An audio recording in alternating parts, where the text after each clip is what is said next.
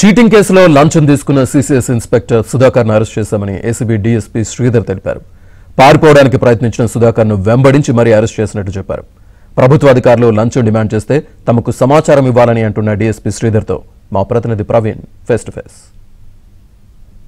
రాష్ట్ర వ్యాప్తంగా అవినీతి అధికారులపైన ఏసీబీ అధికారులు జులుం జులిపిస్తున్నారు. ఇప్పటికే ముఖ్యంగా కొన్ని కేసెస్లో డబ్బులు డిమాండ్ చేస్తూ ప్రధానంగా చాలా వరకు ఇప్పటి వరకు రెవెన్యూ డిపార్ట్మెంట్ కావచ్చు, ఇరిగేషన్ డిపార్ట్మెంట్ కావచ్చు, మరోవైపు పోలీస్ డిపార్ట్మెంట్లో కూడా చాలామంది కేసులకు సంబంధించి ఫేవర్ చేయడానికి లక్షల రూపాయలు కూడా లంచం డిమాండ్ చేస్తున్నటువంటి పరిస్థితి కనపడుతుంది. ఈ అంశానికి సంబంధించి ప్రస్తుతం మనతో పాటు మాట్లాడడానికి ఏసీబీ డీఎస్పీ శ్రీధర్ ఉన్నారు. ఒకసారి మాట్లాడదాం. సరే, మీరు ట్రాప్ చేసినటువంటి కేసులో ఇతను ఏ కేసులో డబ్బులు డిమాండ్ చేయడం జరిగింది?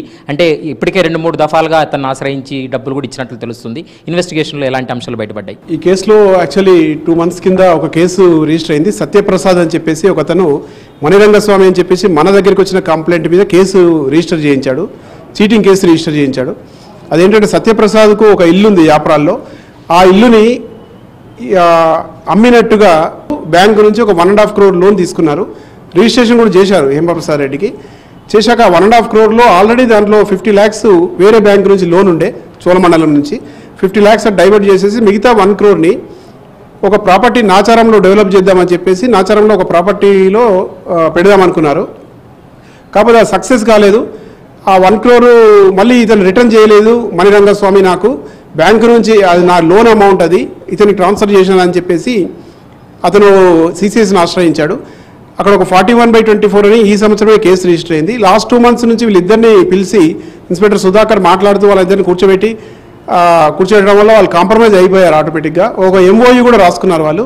ఆ ఎంఓయూ ప్రకారం ఏంటంటే ఈ 1 crore ఇతను తీసుకున్నాడు కాబట్టి మణిరంగస్వామి ఆ 1 crore EMIs నేనే కడుతున్నా అని చెప్పేసి అగ్రిమెంట్ ఒకటి చేసుకున్నారు.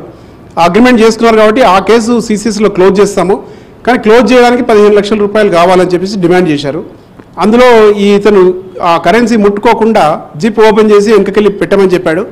ఆ అమౌంట్ పెట్టగానే మా టీం ఎప్పుడైతే కొంచెం మూవ్ అయిందో అబ్జర్వ్ చేసి అతను పారిపోవడానికి ప్రయత్నించాడు. ఒక 20 meters వరకు రన్ చేశాడు టువర్డ్స్ నిజాం కాలేజ్ గేట్ వైపు. ఇమీడియట్లీ మా టీం అంతా కూడా వెళ్ళి అతను పట్టుకున్నాను రోడ్డు మీదే. అక్కడే అతని చేతులు కూడా కడిగించాము. కాకపోతే అతని చేతులతో ముట్టుకోలేదు కాబట్టి చేతులకు కలర్ రాలేదు.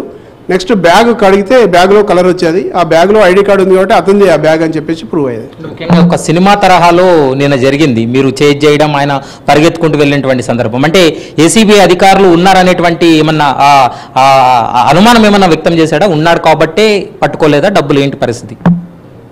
ఇతను ఆల్రెడీ పోలీస్ డిపార్ట్మెంట్లో ఉన్నాడు కాబట్టి కొంత అతను స్మెల్ చేసినట్టుంది. ఎవరైనా ఏసీబీ వాళ్ళు వచ్చేది ఉంటే చేతితో పట్టుకుంటే అది ఫినాప్థలిన్ టెస్ట్ ఒకటి వస్తుంది, కెమికల్ టెస్ట్ అని చెప్పేసి ఈ మధ్యలో రోజు కేసులు అవుతున్నాయి కాబట్టి అది చూసి అనుకున్నారు.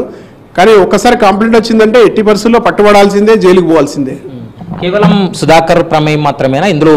ఏసీపీ కానీ లేకుంటే అతని కింది స్థాయి ఎస్ఐకి సంబంధించినటువంటి వీళ్ళదేమన్నా ప్రమేయం ఏమన్నా ఉంది ఇప్పటి వరకు?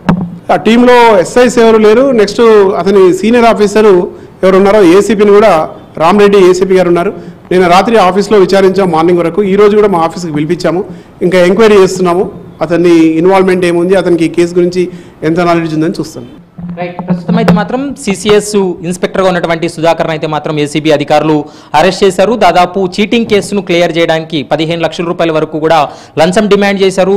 పలు దఫాలుగా కూడా డబ్బులు ఇవ్వడం జరిగింది. 3 లక్షల రూపాయలు డబ్బులు తీసుకుంటుండగా ఏసీబీ అధికారులు అయితే మాత్రం రెడ్ హ్యాండెడ్గా పట్టుకోవడం జరిగింది. అతను ఒక సినిమా స్టైల్లో ఏసీబీ అధికారులు వచ్చారనే సమాచారంతో అతను అక్కడి నుండి పరుగులు తీసినటువంటి పరిస్థితి. ఏసీబీ అధికారులు కూడా అతన్ని పట్టుకొని విచారించి అతను కూడా అరెస్ట్ చేసినటువంటి పరిస్థితి. మరి కొద్దిసేపట్లోనే సిసిఎస్ ఇన్స్పెక్టర్ సుధాకర్ కూడా రిమైండ్ చేసేటువంటి అవకాశం అయితే కనపడుతుంది. Vote studio.